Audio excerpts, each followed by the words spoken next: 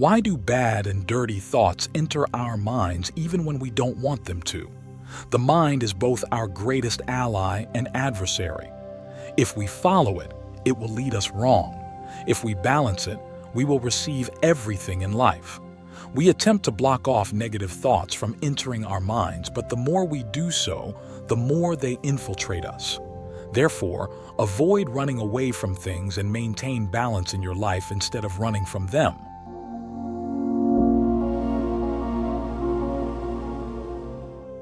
Once there was a young man who approached Gautam Buddha and asked, "Buddha, please help me. I don't want dirty thoughts to come into my mind, but thoughts of desire always keep going through my mind. I am extremely agitated thinking about them. My energy and time are lost in thinking all this.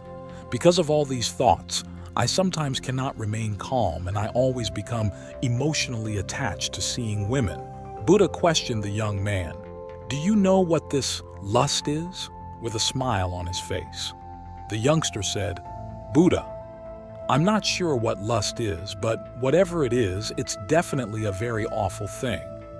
The Buddha then remarked to the young man, "First of all, you have to realize that whatever is in us naturally is not evil. It is necessary in our existence in one form or another. Lust is just a mental state that causes us to feel as though we are lacking something, and we are drawn to that item in order to have it. If you need money badly, then you have the desire to get money. It does not mean that lust is bad when lust arises, but it is a kind of feeling of need in our mind, and when this need is physical, then we call it sex. Buddha, although I understand what lust is, could you explain where and how it originally came?" The young man asked, "If lust is within us and necessary, then why do people say it wrong?" Buddha had said that lust does not originate from anywhere, but rather exists within us, and that only when it exists will the human race flourish. Buddha stated that people's misconceptions about lust are the reason they attempt to hide and suppress it. Lust itself is not bad, but when it is used improperly, people begin to live for their desires and obsess over them constantly, which is all wrong. "Do you know that even animals have sex?" Buddha asked the young man. "Yes, Buddha," the young man answered. Buddha said that animals still must carry on their generation, even if they are lustful. Buddha then asked, "Why don't we label animal lust as wrong?" The young man replied, "I'm not sure. Please tell me." According to Gautam Buddha, animals only use their lust for reproduction rather than for pleasure. While man uses everything found in nature for his own happiness based on his understanding, nature has not given animals enough intelligence to make lust the basis of their happiness. The Buddha said, "Listen carefully, and you will understand the whole explanation of lust. You will get answers to all your questions. You just have to understand by listening carefully." The young man was then told, "Let's start. Humans have made lust and sex the means to happiness, even though nature has given us the ability to carry on our lineage. However, humans have made lust the ultimate goal of their lives, and it is wrong to let it go unbridled." Once upon a time, a master and his disciple lived in a temple. The disciple would travel to the village outside the temple on a daily basis for initiation. One of the disciples would go to the village to collect alms, and one day he passed by a river. Seeing a young boy hiding behind a tree, approaching the boy, he asked, "Friend, what are you looking at, hiding behind this tree?" The boy replied, "Hey, don't you see what I am seeing?" and pointed out that some girls were filling water at the river.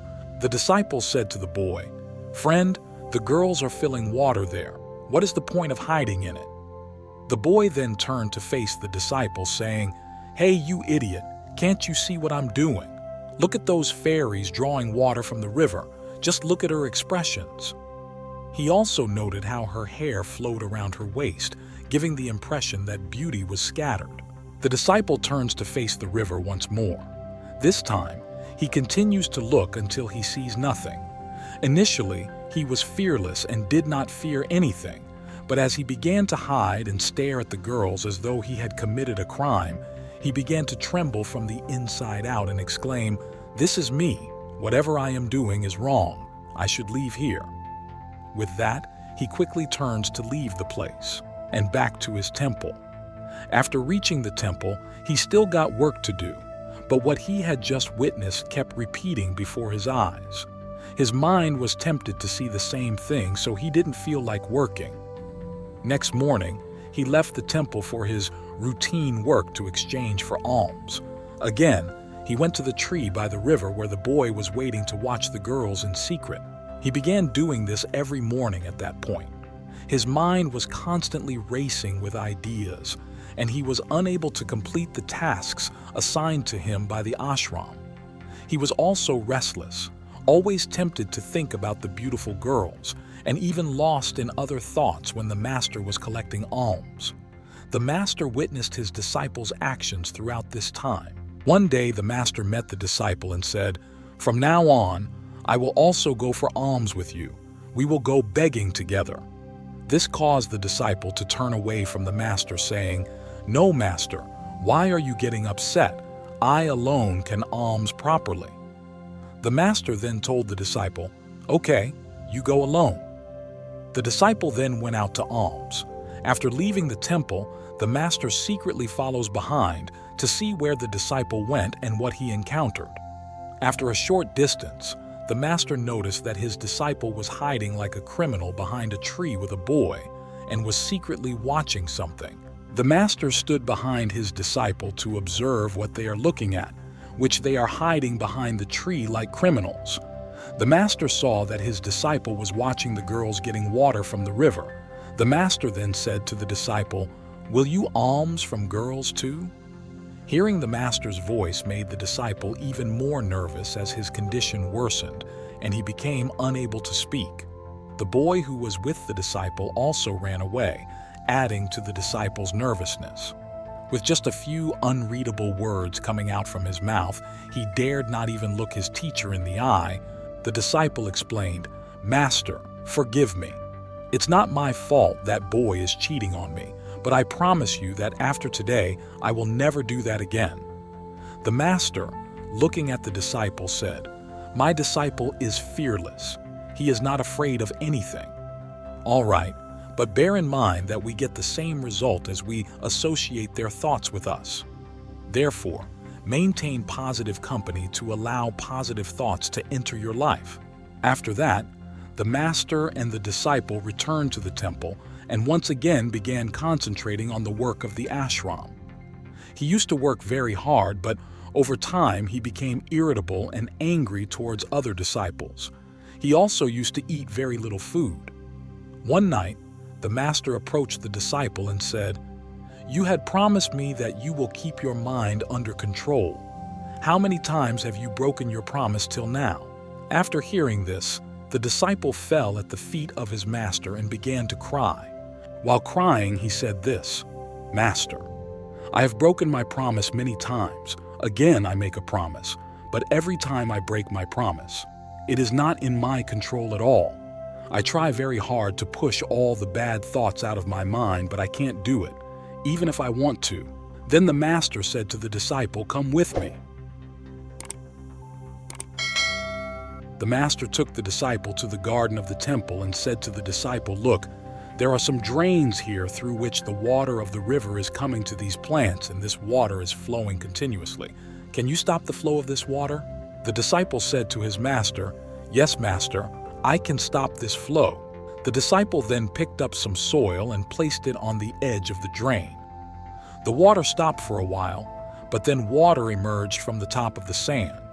The disciple then picked up some pebbles and threw them into the drain. This time, the water stopped for a while, but later on, water emerged from the top of those pebble stones. The master asked the disciple, "What happened? The water has returned. You said you would stop it. Is there anything we can do to stop it completely?" The disciple said, "No problem, master. I'll stop this water and show you." He then brought a large stone and placed it on the drain. The water stopped, proving that the master had fulfilled his words. The master smiled and said, Look carefully. The water has stopped flowing. It has flowed out by breaking the drain behind and is flowing side to side. Look carefully. It has also come in front of this stone, where it will change course and flow forward again. After a while, the same thing occurred. Then the master told the disciple, "The same is happening with you too. You are trying harder and harder, but every time your effort breaks, it will break forever." Alternatively, the water represents your thoughts, and the stone represents your effort. No matter how big you put the stone, the water will find its way.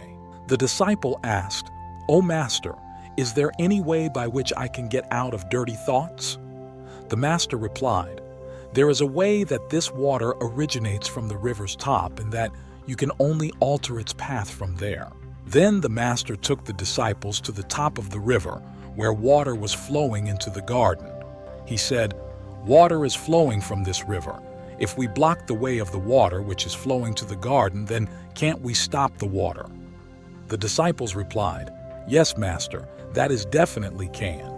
If I shut off this water from here, then water won't flow to the drain in front and it won't flow to the garden." The master asked the disciple, "If there is no water in the garden, how will the trees and plants get water? They need water." The disciple thought for a moment and said, "This never crossed my mind, but it is also necessary for this water to go to the garden." The master continued, "And there are some of those trees and plants which need water daily. They will wither and die. We will have to open the water." After the disciple listened to the master, he opened the way for water.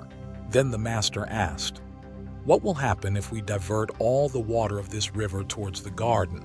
The master smiled and said, "You understand that we don't have to stop anything, we just always have to maintain balance." The disciple answered, "Master, there are trees and plants to grow over there, but if they wither and die, there will be nothing left. Our existence depends on the balance between plants dying from too little water and plants dying from too much water." The master addressed the student saying, "If I were to tell you not to think about apple, what image would first come to mind?" The master explained that impure thoughts enter us more strongly when we attempt to stop them by force, so we should never try to suppress them. Then the master said to the disciple, "Our dirty thoughts also come from association with bad people. Sometimes sensuality is not there in us, but it dominates us because we are associating with some obscene people." The disciple replied, "You're right, Master. I had lost my way." That night, the disciple slept soundly, and the following morning, he worked hard at his routine work. Then one morning, the disciple continued his morning alms, walking the same path where the boy was hiding behind the tree, watching those girls fetching water. Upon reaching, the disciple asked water from one of those girls. Then one of those girls gave water to the disciple and touched his feet. Suddenly, the boy who had been hiding behind the tree emerged and approached the disciple, saying, "What's the matter? Have you seen from far to near? And you have gone ahead of me too." The disciple replied, "We are always busy seeing others tell someone you like. If she likes you too, then get married. Don't waste your time like this." The boy began meeting the disciple every day, and the disciple also encouraged him to avoid going to the river. The boy then struggled to become something in his life. You have witnessed firsthand the impact of a company changing your thoughts. Buddha asked the young man if he had received all the answers to his questions. The young man replied, "Yes, Buddha, thank you." Buddha then advised the young man not to feel guilty when unpleasant thoughts enter his mind because their bodies have learned over thousands of years, and it is not going to break just because of his thinking or taking an oath. Please don't forget to subscribe to our channel and hit the notification bell, because your engagement fuels our journey. However, you possess a power and energy that you must utilize in balance. Since you are a living energy that is open to experiencing anything, you are aware of yourself. This story teaches us how important our thoughts are, as they alone can determine our future course. To ensure that we are moving in the right direction, we should actively cultivate positive thoughts.